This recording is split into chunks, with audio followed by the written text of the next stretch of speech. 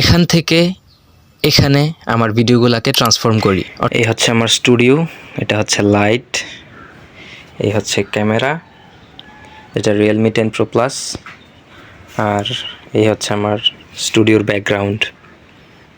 তো আজকের ভিডিওতে আমি দেখাবো কিভাবে আমি এখান থেকে এখানে আমার ভিডিওগুলোকে ট্রান্সফর্ম করি, অর্থাৎ আমি কিভাবে আমার ভিডিওগুলো এডিট করে থাকি। তো কথা না বাড়িয়ে চলুন ভিডিও শুরু করা যাক। এই হচ্ছে আমার স্টুডিও, এটা হচ্ছে লাইট, এই হচ্ছে ক্যামেরা, এটা Realme 10 Pro Plus, আর এই হচ্ছে আমার স্টুডিওর ব্যাকগ্রাউন্ড।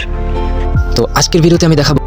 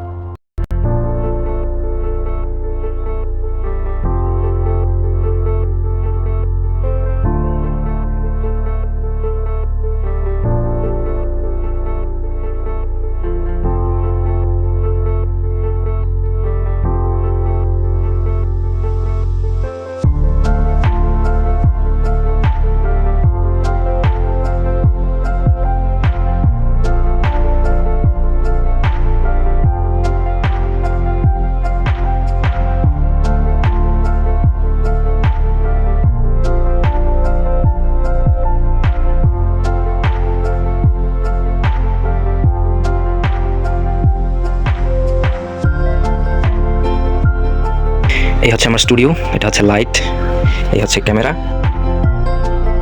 তো আজকের ভিডিওতে আমি দেখাবো কিভাবে আমি এখান থেকে এখানে আমার ভিডিওগুলোকে ট্রান্সফর্ম করি, অর্থাৎ আমি কিভাবে আমার ভিডিওগুলো এডিট করে থাকি। তো কথা না বাড়িয়ে চলুন ভিডিও শুরু করা যাক।